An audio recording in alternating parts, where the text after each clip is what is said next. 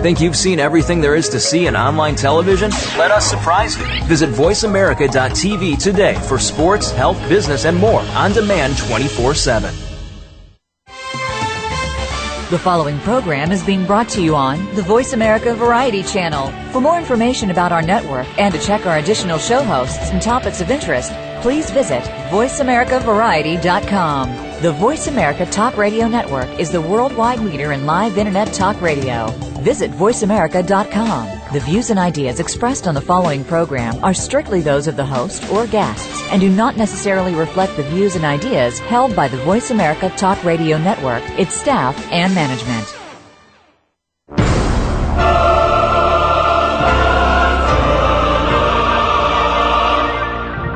Welcome to Crime Prevention 101 with host Susan Bartelstone. We're so happy you've joined us. Over the next hour, you'll learn the tips, tricks, and vital information that'll help you keep yourself confident and safe. Now, here's the host of Crime Prevention 101, Susan Bartelstone. Hello, everyone, and welcome to the show tonight. Jennifer Kesse was a beautiful, vibrant 24-year-old when she vanished from her Orlando home on January 24, 2006. Despite numerous searches and years of police work, no arrests have been made and no body has been found. And Jennifer, sadly, is not alone. The FBI says there are an estimated 800,000 children reported missing each year, and that breaks down to more than 2,000 every day. And these figures are absolutely astonishing to me. I can't believe it. But anyway, since May 25th is National Missing Children's Day, I thought it would be the right time to speak about this topic on the show, and I've been wanting to do it for quite a while.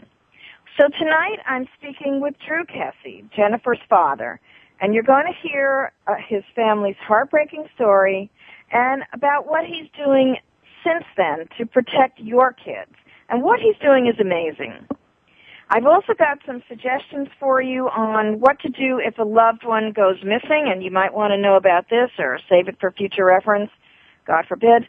Then I've got a personal safety product to tell you about that I think is pretty neat, a robot guard sentry, and it's pretty cool. And I've got a special offer for you from the folks at the Door Devil Company, and I spoke about the Door Devil product a few shows back. And to start us off, you know that I'm addicted to my true crime blogs. So we're talking with Bonnie Kernene from Bonnie's Blog of Crime, and Bonnie's been on the show with me before, and we're going to talk about the blogosphere. Well, this is Susan Bartelstone, and you're listening to Crime Prevention 101, coming to you live from my wonderful New York City. And the weather is appropriately soggy tonight because even the heavens are shedding tears for those children and adults who've gone missing, and for the grieving families who are left to carry on. All right, first up, let's go to the blogosphere. Now, I, like a lot of you Crime Prevention 101 listeners, turn to the true crime blogs because they give us the lowdown on the high-profile cases that everyone's talking about and the cases that don't get much publicity but need a light shined on them. And one of my favorite blogs is Bonnie's Blog of Crime, hosted by Bonnie Kernene. And she's been blogging for over 5 years now, but she's been reading and researching crime for over 30, so she's an expert. Well, hi, Bonnie. Welcome back to Crime Prevention 101. Hi, Susan. You know, Bonnie, I got to say, I really like your blog. It's so thoughtful and readable. Plus, you have themes like Missing Children's Day, which is what we're talking about on the show today. Right. So just quickly, before we talk about Missing Children's Day, just tell everybody a little bit about your crime, about the Blog of Crime, and, you know, exactly what you do there. Well, it's a crime blog, and I post on murders, missing children, missing adults, sex crimes. I do more than just the high-profile cases. I do any that I find. I try to post on any of them. And I like that you post things on the death penalty. You have your themes, and you have certain issues that deserve attention. So I really like that you kind of diversify a bit. Yeah, every month I have 2 different themes. One is like a state so that I can post on missing people, fugitives, cold cases, or anything of that for that state. And then I have another general theme. This month is crimes against children, with it being National Missing Children's Day this month. All right, so then that's the theme of the show tonight, too. So let's talk about the case that started it all. You were telling me this afternoon. Yes, that would be Eitan Patz. I'm not positive I'm saying his name right.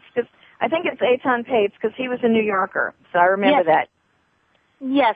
On Friday, May 25th, 1979, he walked the 2 blocks to go to his school bus, which it was the first time his mother ever let him walk alone, but he had been asking every day to go.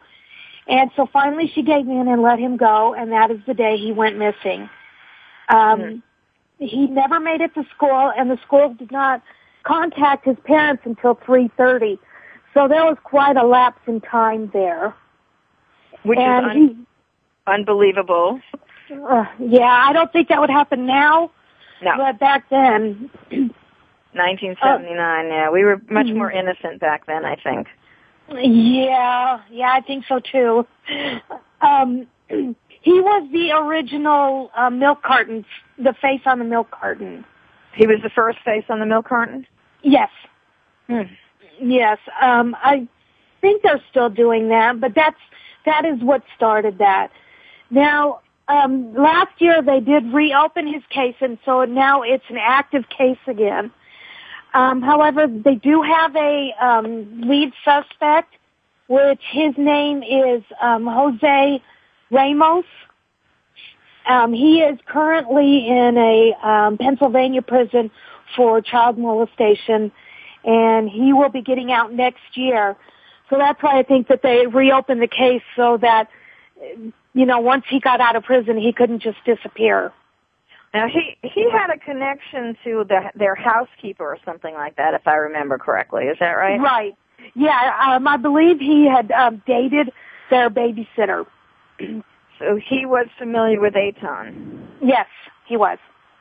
And it may have been maybe because Eitan knew him. Maybe he went off with him for that reason. He wasn't really a stranger, if that was the scenario.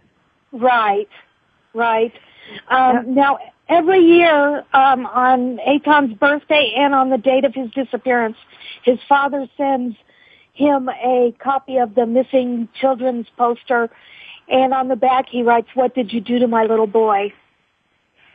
And up to this point, this fellow has not admitted to this. He has to other inmates, and he did to authorities, but he would not admit to killing him. He admitted to molesting him and then said he let him go, but nobody believes that. No, I certainly wouldn't. No, because he would be able to identify him, so he couldn't have just let him go. He would have gone home if they let him go, or he would have gone to the police or something, or in some way been found if he had been let go. Yeah, and he knew his phone number by heart, so he would have called home. Do they have anything to hold him on? Do they have anything that's concrete? I mean, they never did find a body, so there's no DNA or anything to connect him. It's really just his word. Yeah, and thus far they haven't said if they had any evidence, so I'm not aware of any. Well, if they had it, I think they would. They can bring him to trial even while he's in jail for something else, can't they? I mean, yes, they can. Yeah, and I think that's what they want to do. I certainly hope so, because I don't like the idea of this guy getting out anytime soon. Definitely not. And they've waited 32 years for this. If he gets out, would he be on parole, or would he be time served and no one's watching him anymore? I think that's it. I don't think he'll be on parole at all because he's in for the molestation charge, and he got 20 years, which is the most he could get. And I believe that is what he's serving, is every day up to the 20 years. Well, he'll be listed as a sex offender when he comes out, or a child. I would believe so. I mean, when he went in, I don't think they were doing that as much as they are now, but I would hope that they would make him do that. Now, that's a small comfort, because as we do know, that is not a perfect system either there with that. No, that isn't. And what was the date again that he's due to get out? November 7th, 2012. 2012. So it's about a year and a half from now. Interesting. So, it was Eitan Pates' family that was the driving force behind Missing Children's Day, which is the 25th of May when he disappeared. Is this through we were talking earlier. We think this was through the National Center for Missing and Exploited Children that launched it. Right, and that was also with America's Most Wanted. They also helped with the center. Oh, just on a side note, by the way, did you hear that America's Most Wanted has been canceled? Yes, I'm very disappointed. Unbelievable. After, 20-something years, 1984 or something like that? I think it's 23 years. They're supposed to be doing some kind of specials every so often, but... what I read was that John Walsh is still trying to find maybe another network that will carry it. Yeah, please. Let's get some cable network or something. What about I think somebody network? will. What about Oprah's network? All right. Yeah, and then there's the true, that used to be Court TV. You would think they'd grab it. You would think that definitely you would think so. And it's hard for me to believe they were slipping in the ratings. That was a consistently well-viewed show. Yeah, everybody I know watches it every week, so I'm amazed. I get their emails. I'm on their email list. Do you know what the figures are, how many criminals that actually were caught? Let's see, I actually have their webpage open. Oh, good. We love technology. They've got, they found 61, that's just how many, they found 61 missing children and missing persons. And let me see what it says for the, 1,151 captures. All right. Good. That's a nice number. I like that number, and that 61 children that could have gone. It could have been 800,061. Yeah. So come on, TV networks out there, don't let this show die. Let's get this thing back on the air. I think they do a lot of good. Yes, they sure do. We have a couple of minutes left. I was looking through your latest email, and there was something that caught my eye. The girlfriend from hell, Tiana Turman. The one from Phoenix? Bizarre. Yes, that is.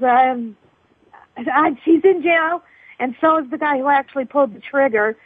But, I mean, what kind of excuse? What is she going to tell the judge? Yeah, just give a little bit of the facts of this case. If this is for real, this is very bizarre. Yeah, this it started Saturday night.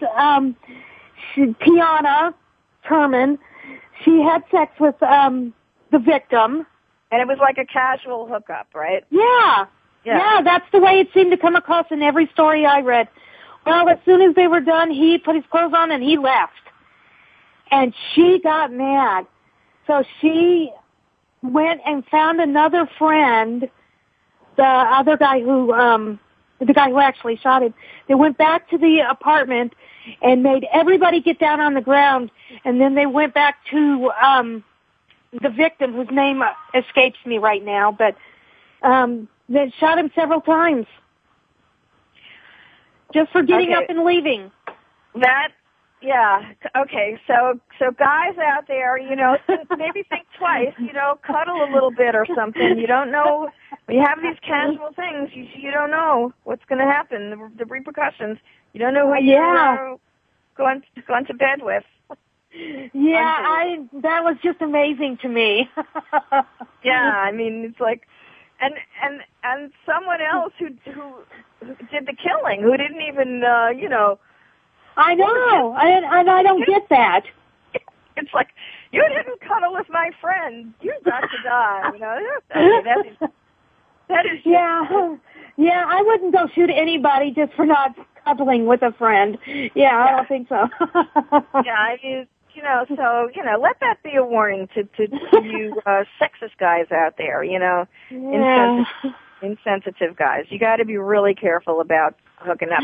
And you can read all about this case on Bonnie's blog of crime. Mm-hmm. And Bonnie, how can people find you? Well, actually, if you just put in Bonnie and blog, usually that brings up everything. Okay, Bonnie's blog of crime, and right, and my email is on the right-hand side. Okay, and you're also got mylifeofcrime.wordpress.com. Correct? That's it. All right. Good segment with me tonight, Bonnie, and thanks for telling me about that Eitan Pates case. To the Pates family, who our hearts go out to you still after all this time. And Bonnie, thanks so much for being on the show again with me tonight. Oh, no problem. Yeah, we're going to have you back again very soon, okay? Okay.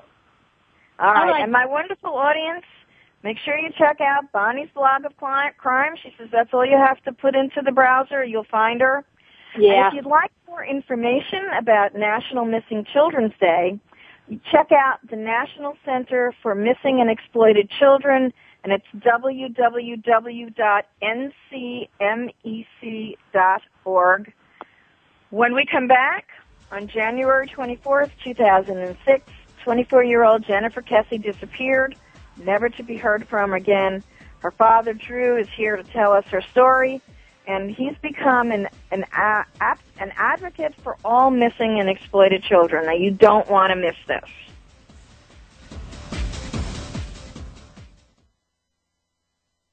Stimulating talk. It gets those synapses in your brain firing really fast. All the time. The #1 Internet talk station where your opinion counts. VoiceAmerica.com. Hi, this is Susan Bartelstone, host of Crime Prevention 101, and I want to tell you about My Mobile Witness, a revolutionary service that transforms your camera phone into a personal safety device. My Mobile Witness believes safety is improved when you remove anonymity from dangerous scenarios. If you're in a stalking situation, for example, if you have an order of protection against someone, or if your profession places you in situations that are potentially dangerous, I want you to check out My Mobile Witness. And you parents of college students, ask the school to check out the My Mobile Witness University program with custom-tailored options aimed at keeping both students and faculty safe. Every campus could benefit from the My Mobile Witness University service. For more information, go to mymobilewitness.com.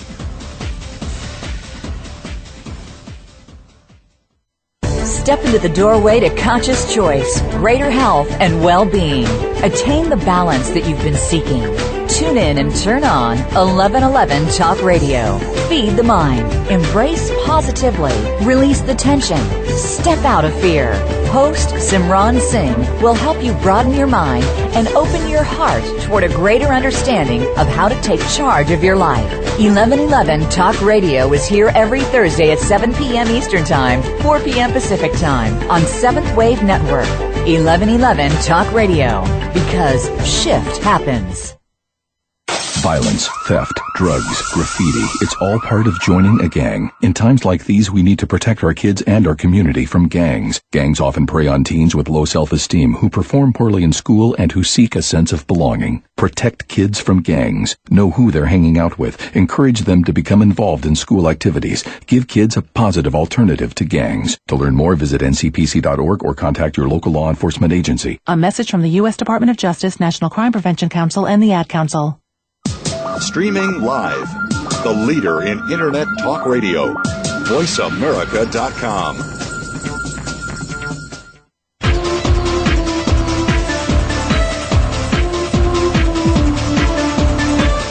You're listening to Crime Prevention 101 with Susan Bartelstone. We invite you to share your stories, tips, or suggestions for topics you'd like us to cover, and Susan will address some of these on future shows. Send your story or idea to solutions@fightsafe.com. That email address again is solutions@fightsafe.com. Now, back to Crime Prevention 101 with Susan Bartelstone. Hello, yes, this is Susan Bartelstone here. This is Crime Prevention 101. The radio show with an optimistic perspective on a sober subject.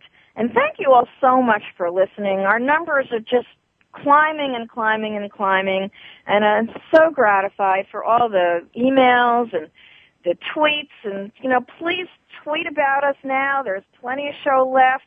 Let people know we're here. Email them. And, hey, why not follow me on Twitter? I'm on Facebook. Come join the movement. Now, let's talk with missing person activist Drew Kesse. And as I already said before the break, Jennifer Kesse was a beautiful young woman when she vanished.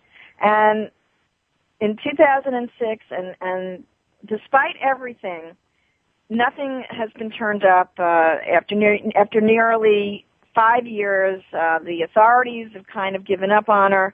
But Drew and Joyce say that they're both, the authorities, the FBI may have given up, but they never will, and they will continue to search for their daughter. And now they become national advocates for the missing and the exploited and the trafficked. And I want you to hear this story. So, Drew, thank you so much for being with me. Well, Susan, thank you for having me on the show tonight. It is an honor. Thank you. Well, and let me just say that my heart goes out to you and Joyce and your family, and, of course, to all the families whose children are gone missing. I can't even begin to imagine what you've gone through. But, I applaud the efforts that you've made and how much you're helping others in the same situation.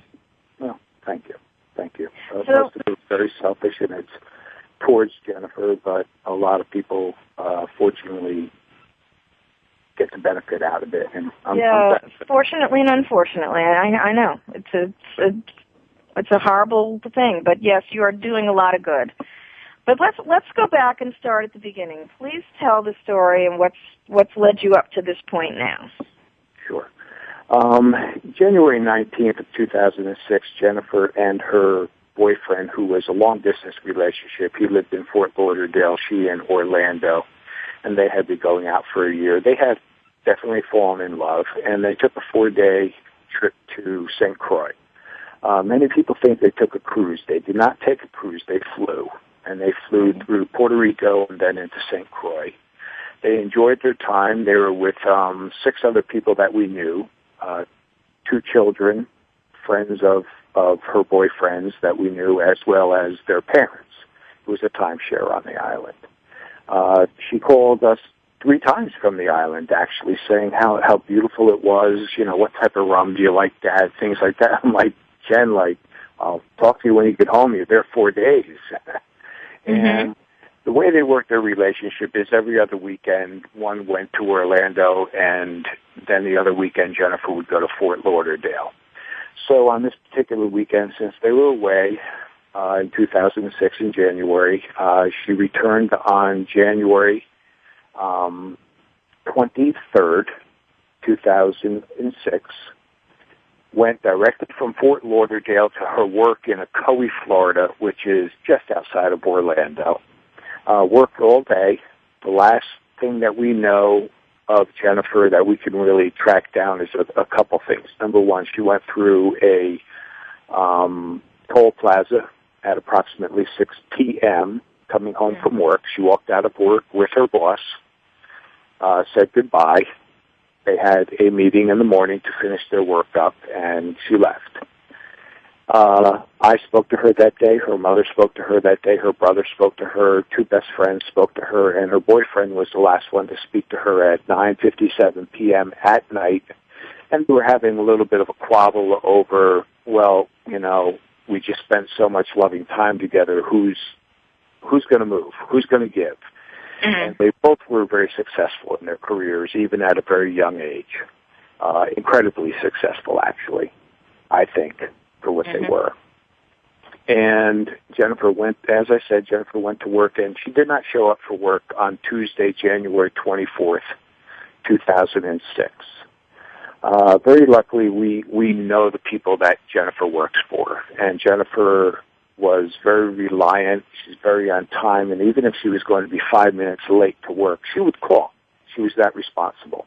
She's the safest person that I've ever met and known. She knew and knows what to do if she was ever raped, if she was ever abducted.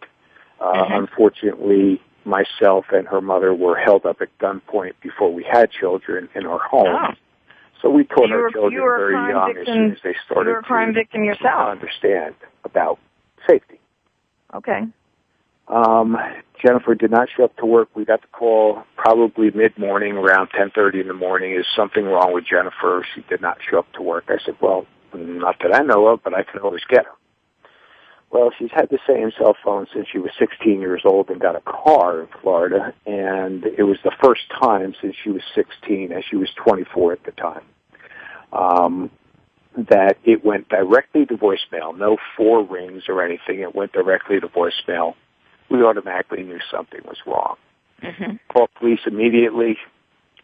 We gave a report, and by the time we got out to Orlando, we were met by our first police officer who actually shrugged his shoulders, chuckled a little, and said, well, she probably had a fight with her boyfriend. She'll be back.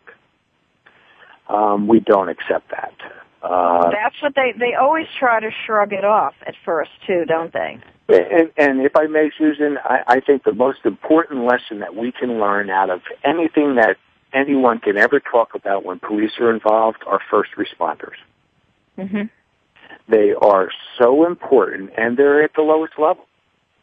Yep. They are so important. Don't ever pass anything by as a first responder. It's so easy to go back and say, you know what, I made a mistake, than it is to say, oh my gosh, I really made a mistake. Great. And that's what happened in Jennifer's case. And really, it's been admitted at this point. And, you know, FBI has even at this point, after a 10-month investigation, told me to my face after a 4.5-hour interrogation, as well as my son in polygraph, that your daughter is vanished. We have not a clue of where she is. We wish we were there on day one, but please, we don't even want any more leads. How did you get the FBI involved in this? And could you have gotten them involved earlier? Was it something you just didn't think about? Or FBI? No. See, Jennifer was an adult, and adults were allowed to go missing. And we did change the law in Florida. The law now is the Jennifer Kesse Tiffany Sessions Missing Persons Act. And I was actually going to ask you that. That's one of the really important things that you've done. Maybe let's just talk about that a little bit, because that's a big thing. Yes, I think there's something bigger that we do, but yes. What it did was it really did 4 things in the state of Florida. Number one, a family member used to have to report the person missing. That's no longer, since 2008 when we passed the law, that's no longer anyone can call a missing person in Florida right now. Number 2, we changed the age from 18 to 26. That if anyone calls in, police department has to take a missing persons report and has to have it in 3 databases, including the national database, within 2 hours. Okay, and that's the national, the NCIC, yes. NCIC, and what does that stand for again? National. That's the National Crime Information I'm missing it right now, but that's where every single, if you're a felon, you want to make sure that person's missing report goes into that database, because that means anyone in the United States, that law enforcement can access that. Correct. Absolutely. And basically, we also changed the law that if a person is over 26 and law enforcement feels that there is foul play, they have to do the same immediately also. With that law, the two sentences within Jennifer's law and Tiffany's law gave Governor Christ, when he was governor of Florida, the executive privilege to create the Silver Alert in Florida, which, we live in God's waiting room here. So the Silver Alert is the same as the Amber Alert, but for dementia or old persons who go missing. It's 10 times more productive than Amber Alerts. In fact, last time I checked, I think there was about 70 Silver Alerts, 95% closure rate, compared to 5 Amber Alerts in Florida. Interesting. So we are saving people who walk around in circles that are old and don't know where they are. They're just in a familiar place and they don't make it home. And lastly is after 90 days, and I wish it was 30, but after 90 days, if the person is not found, police must take DNA of both the missing person, if they can find it, as well as mitochondrial, which is the mother. And in our case, not only is Jennifer's mom, Joyce, myself, as well as my son are in the national database, too. And is that the DNA... the DNA upon felony arrest act, is that part of that? Well, no, that's actually different. That, I think, is more important than anything we have ever worked on. The DNA upon felony arrest, and here's something I want people to understand, is when a felon gets arrested, most of the states across this country, you have to be convicted before your DNA is put into VICAP, which is the FBI violent crimes database, as well as the NCIC database. We have made it in Florida, and unfortunately it did not get funded. It's getting funded very slowly, that if you are arrested, not convicted, because the fact of the matter is that the time between a person gets arrested for a felony in Florida, well, actually in America, and the time they get convicted of their first felony, they've actually committed 5.5 more felonies on average. Oh, really? I mean, think of that. Think of that. Yeah. So by having someone's DNA upon arrest of a felony is so important. It will save so much money. In fact, I think Indiana saves $60 million a year in investigative costs. Wow. That's a very controversial act there, though. Well, you know what I say to that controversial act? When you are arrested for a felony, would you rather go through a DNA swab that is 30 seconds, or would you rather go through a cavity check? Yeah, but this is the right of the right of the criminal. We're very careful about protecting their rights. We are. This is a major accomplishment. DNA that is taken, Susan, is there are 15,000 identifiers within DNA. Mm-hmm. We take 27 of them. Okay. If you looked at a DNA report that goes into a computer system to identify the criminal, you would have no idea what it meant.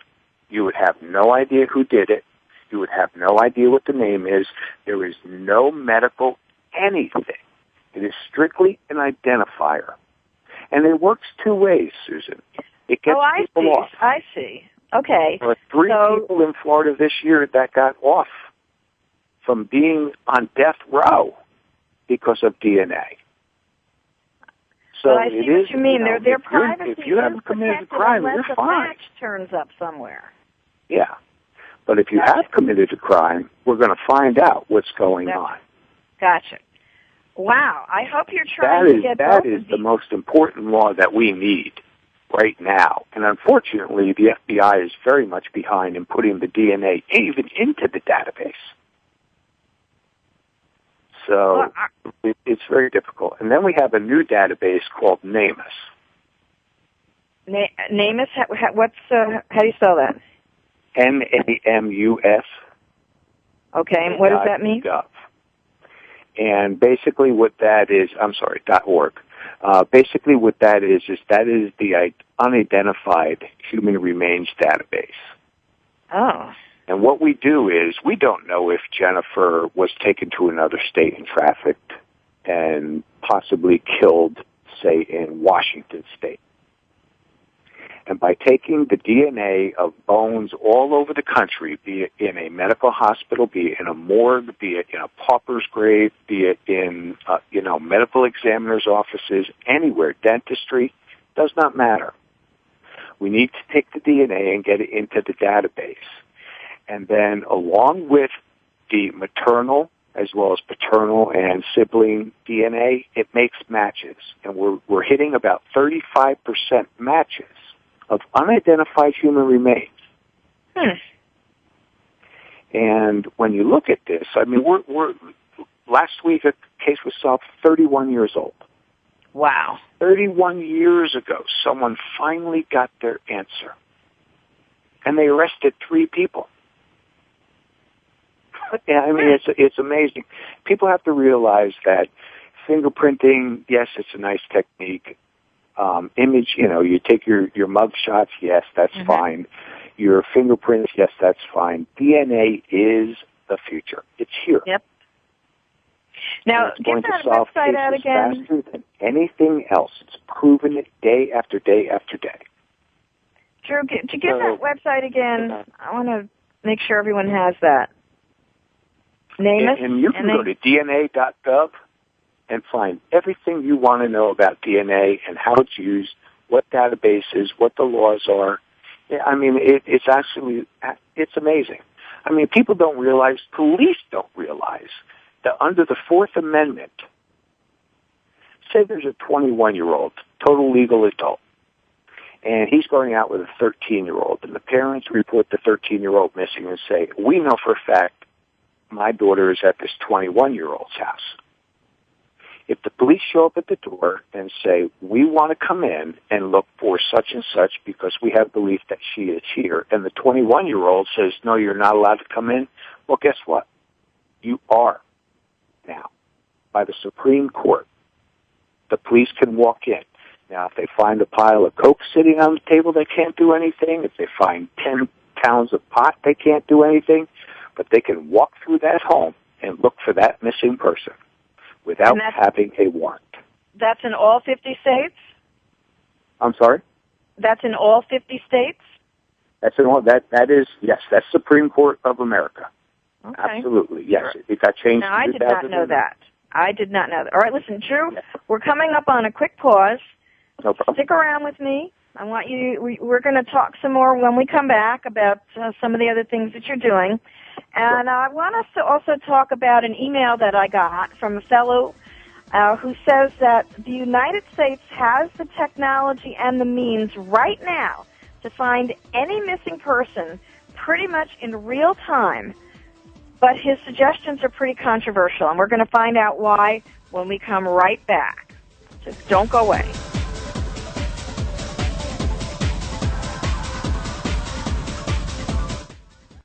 Talk, talk, talk. That's all we do is talk. If you'd like to talk, call us toll-free right now at 1-866-472-5787. 1-866-472-5787. That's it. VoiceAmerica.com.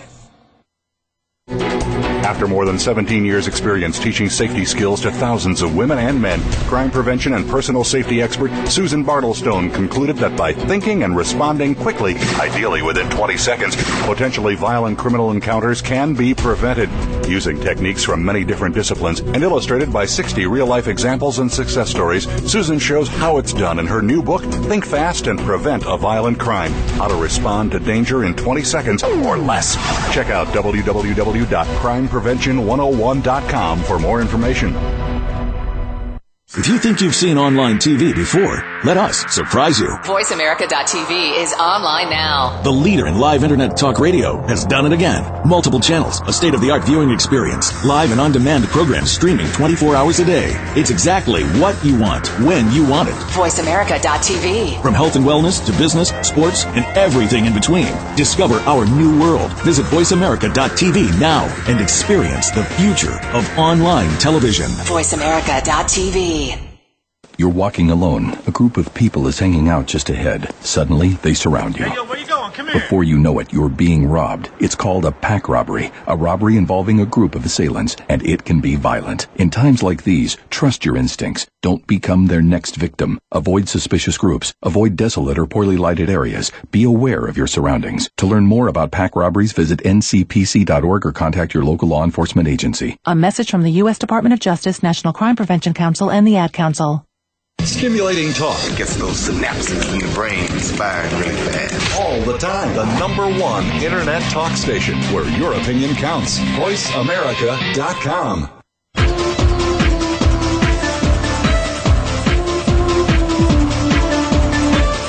You're listening to Crime Prevention 101 with Susan Bartelstone. We invite you to share your stories, tips, or suggestions for topics you'd like us to cover, and Susan will address some of these on future shows. Send your story or idea to solutions@fightsafe.com. That email address again is solutions@fightsafe.com. Now, back to Crime Prevention 101 with Susan Bartelstone. Hello again. Yes, this is Crime Prevention 101. Yes, I'm Susan Bartelstone. And don't forget that Crime Prevention 101 is available on iTunes. You never, ever have to be without us. We've been talking with Drew Kesse, whose daughter Jennifer went missing 5 years ago. And if you'd like more information about Jennifer, I want you to go to www.findjenniferkesse, and it's K-E-S like sugar, S like sugar, E.com. And don't forget that I'm posting the links to all my guests from today's show on my crimeprevention101.com blog.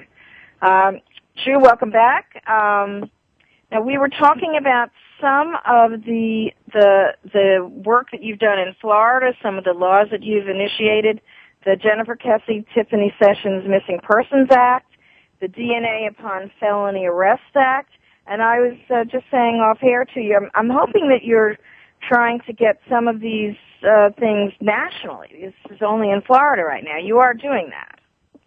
Correct. DNA is in 26 states now. We need it really in every state. I don't know why we can't get it on national level. The FBI really just doesn't want to take it on. It's a huge job. The DNA upon felony arrest is in 26 states? 26 states now, yes. Good. Okay, is New York one of them, I hope? New York is one of them. Okay, good. I was getting my activist hat on here if it wasn't. Right. All right. But basically, we are trying to, we're trying to educate people on what is really going on there. And Susan, I lost track. What was the question that you asked? I apologize. What I was asking was, are you trying to get the Missing Persons Act and the DNA Upon Felony Arrest Act? Oh, okay, yes. National. Joyce and I belong to a organization called the Surviving Parents Coalition, and it's spcoalition.org. It's headed by Ed Smart, Elizabeth Smart's father. And we're basically a lobbyist group. And we go to Capitol Hill and we testify, and we're trying to get all these laws passed. In fact, we have Billy's law right now, which is Billy Smolinski, and it's trying to take exactly what I'm talking about nationally. And it hooks up the NCIC database with the NamUs database, and really what's happening across America is there is no set policy and procedure or protocol for the missing. Okay. In Florida, you have 67 counties. Each sheriff's department and each chief is an entity unto themselves, and there is no one overseeing them. So they're all rule themselves. And we're trying to get the whole country, if we all work together, the databases are set up, the DNA is taken for free, by the way.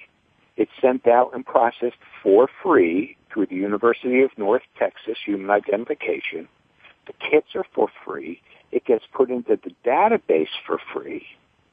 And all we're asking is that police around the country just simply take the DNA of bones that you find, of human remains, unknowns, get them into the database, and we will find who they belong to. But we, as the Surviving Parents Coalition, do go to Capitol Hill, and we are looking to do these things on a national basis. And unfortunately, America has found itself in a very crucial financial crunch, and it's just absolutely a shame that in our eyes, we don't think as Americans, as human beings first, that's what America is all about and should be about. And we just witnessed, I hate to say it, but America's Most Wanted was just canceled this week. Yeah, we were talking about that earlier. I know. Unbelievable. I mean, you've got to be kidding me. I don't care if it didn't make a darn penny. The goodwill and the money that it saves outside of the network is such an important section of American life. You know who watches America's Most Wanted? The criminals. They do. Oh, good. They want to see if they're wanted. Good. To see if they made it on the TV. Every single new show, and maybe you said this, but every single new show that has ever been produced on America's Most Wanted, one person has been arrested. So it's got he's batting 1,000. Terrific. I think all Crime Prevention 101 listeners should write to Fox and tell them we want this show continued, or somewhere else anyway. Well, it'll show start us. A campaign. It'll be a competitor to whoever it is. It has to be. I mean, it's a shame, unfortunately. All right. Well, now, Drew, I want to change the subject a little bit. Bellies of missing persons. I mean, Jennifer turns 30 this Friday, and that's the worst day of the year for us. Actually, is I'm sure her birthday, and she's been gone 5 years and 4 months. Next week, also. We have unconditional love for our daughter. We created her, and honestly, as a father, I've said it for over 5 years that ultimately it is my responsibility to find my daughter. Yes, it may be the police's job, and they're the investigators, but ultimately, she's my daughter. Mm-hmm. And I'm responsible to try and find out what happened. And we've had 7 investigative teams, including the FBI. There's not a clue. We have someone on film that parked a car 1 mile away, walked away. Can't find 2 people in reality. We've had $1 million rewards, and no, we're not millionaires. Her company put it out. But nothing. $500,000 reward, $250,000 reward, $100,000, $50,000, nothing. Absolutely nothing. 1,300 leads have led nowhere.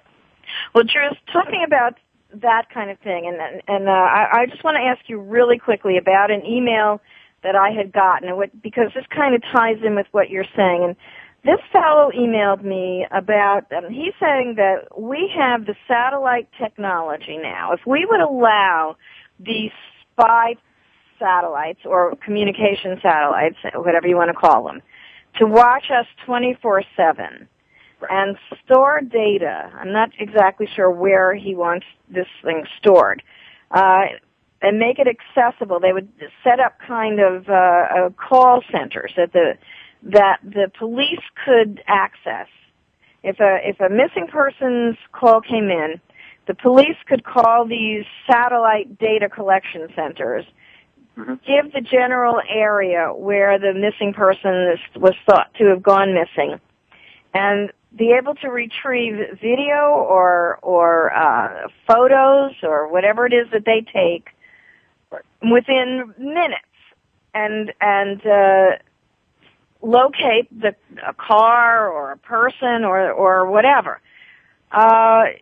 You're familiar with this organization? I don't really want to mention names because he He was emailing me and emailing me, and I said, come on the show, and then... The gentleman writes me all the time, and, he has a great idea. What do you think about this? Number one, yes, you and I, as taxpayers, have paid for the satellites that are up there.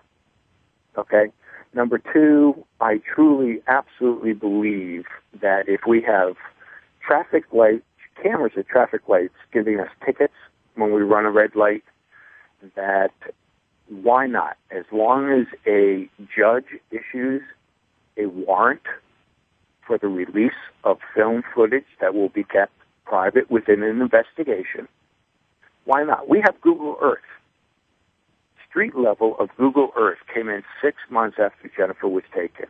If it was beforehand, I could go on Google Earth right now and put in the time and look right down her driveway and watch her car come out if Google Earth existed at that time. Why not? Every crime, I don't understand why Google Earth is not being used in almost every crime right now. Well, I'm going to play devil's advocate here, because I got to tell you, I can hear my audience asking this question. It's kind of creepy thinking that Big Brother is out there watching, and it could get into the wrong hands. I mean, these hackers can hack anything. If there's data stored on everything that I do and every place I go, and I mean, I know I know that's the main objection to it, and that doesn't bother you? Every time you go on Google, every time you search something, they know what you're doing right now.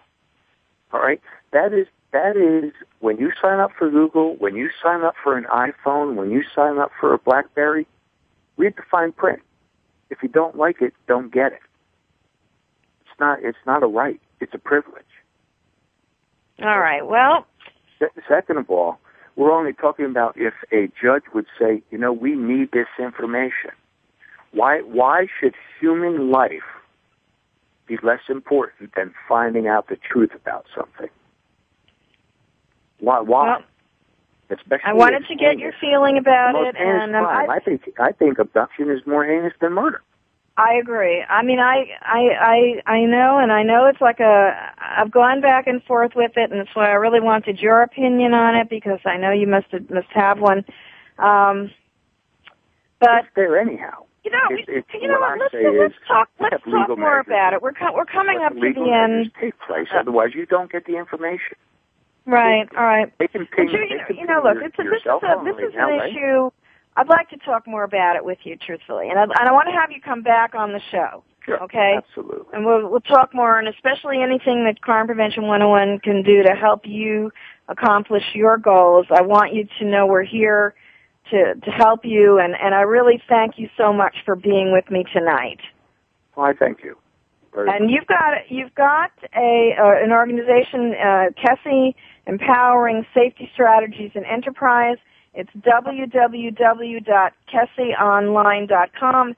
Please check it out for information and resources about missing children if you're in that situation. Again, thank you so much. Thank you for being with me. At the time. All right, now, stay right where you are. When we come back, a personal safety product I think is very interesting, a few tips, and some resources for you. We'll be right back.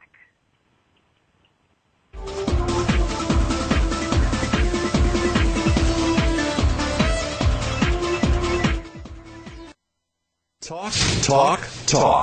That's all we do is talk. If you'd like to talk, call us toll-free right now at 1-866-472-5787. 1-866-472-5787. That's it. VoiceAmerica.com. Hi, this is Susan Bartelstone, host of Crime Prevention 101. And I want to tell you about My Mobile Witness, a revolutionary service that transforms your camera phone into a personal safety device. My Mobile Witness believes safety is improved when you remove anonymity from dangerous scenarios. If you're in a stalking situation, for example, if you have an order of protection against someone, or if your profession places you in situations that are potentially dangerous, I want you to check out My Mobile Witness. And you parents of college students, Ask the school to check out the My Mobile Witness University program with custom-tailored options aimed at keeping both students and faculty safe. Every campus could benefit from the My Mobile Witness University service. For more information, go to mymobilewitness.com.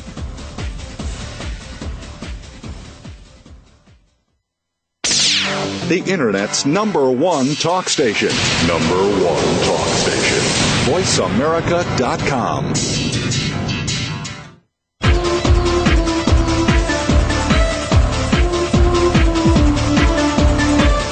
You're listening to Crime Prevention 101 with Susan Bartelstone.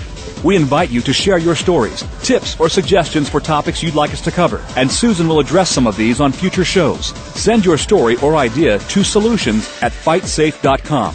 That email address again is solutions@fightsafe.com. Now, back to Crime Prevention 101 with Susan Bartelstone. All right, welcome back. Wow, I can't believe we're almost at the end here. And there was so much more I wanted to tell you. I'm going to have to hold some stuff over for next week. But Drew Kesse was just amazing to talk to him. Unbelievable. A couple of things I want to get in real quick. I talked about a product a couple of shows back called the Door Devil. The people wrote to me from there. They're going to give a free Door Devil to one of my listeners per quarter. If you've got a single female afraid of an estranged spouse, or anyone that's had a break-in or something like that, email me, solutions@fightsafe.com. I will forward your story to the Door Devil people, and they've got a Door Devil for you. Also, I wanted to talk about the Future Sentry, and it's futuresentry.com, and it is a robotic security guard. It reminded me like the top of the Wall-E Disney character, the head with the two lights that kind of moves around. They use it for large residential properties. I just thought it was an interesting product. Also, of course, commercial properties. FutureSentry.com if you want to check that out. Very interesting product. I've got some tips for you also. If a loved one goes missing, what you can do, some of the suggestions you can do. I'm not sure I'm going to have time to give you too many of these suggestions. So you know what I think I'm going to do? I'm going to post them on my crimeprevention101.com blog. Some of the things that Drew and I talked about, there's no 24 or 48-hour rule in terms of reporting of missing persons. I'm going to incorporate some of the things he's told me. There's age limits that we thought were there are not there, how to make sure the police do pay attention to you, all sorts of tips for you. So check for that, crimeprevention101.com blog. Let me see if I can talks about how to get this post. You need a poster, or you need a website for that person. I've got some tips on how to go to Amber Alert for you. It's going to be on my blog, all right? Well, you know what? That's a wrap for tonight. But please don't forget, we always love to hear from you. So by all means, post your comments and suggestions on my crimeprevention101.com blog. You can email me at solutions@fightsafe.com. Send me your story, like the announcer said. You might even be a guest on my show. I did it a couple of weeks ago with a listener with a very compelling story. Don't forget to tell your friends about us. And you know what? You and I will be doing this again next week, same time, same place. It'd be a crime not to listen. So stay tuned and stay safe.